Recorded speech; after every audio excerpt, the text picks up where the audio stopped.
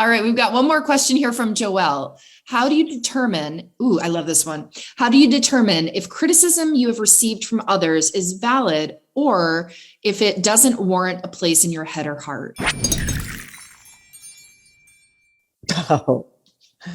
Oh, this is such a good one for me because I hate criticism. I hate it. I think I felt criticized a lot by my mom when I was little. So it's a trigger for me. A little bit of, I have some feedback for you. I get triggered all over the place. Less so now that I'm aware of it. I would start by saying this. Who is it? Who is giving the criticism? And is it personal criticism? And did you invite an analysis of how you're doing? That's feedback in terms of how you're treating me, how this interaction felt like with you is different than criticism about how you're conducting yourself. Now, somebody who really loves you, that you know has no agenda, saying it's time to get off the sauce in an intervention, that's an act of love. And yes, you did not invite it, but love breaks through those doors. But otherwise, let me tell you a little something about how you're living your life uninvited. No, thank you to that. Thank you. Thank you for your ideas. I'll let you know when I would like some more of them. And then the other thing is real genuine feedback. And here's what I would say to all of us grown-ass people. Comes a time in our lives when we need to welcome genuine feedback.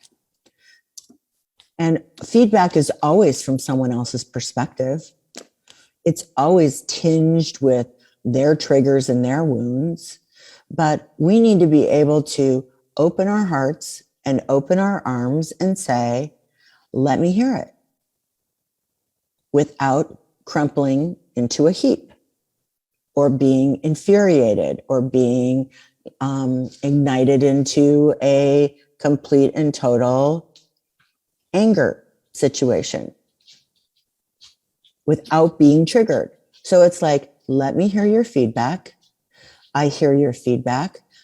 And maybe it's, let me think about that for a little bit. If you know you're going to be reactive, give me a minute. Let me think about that.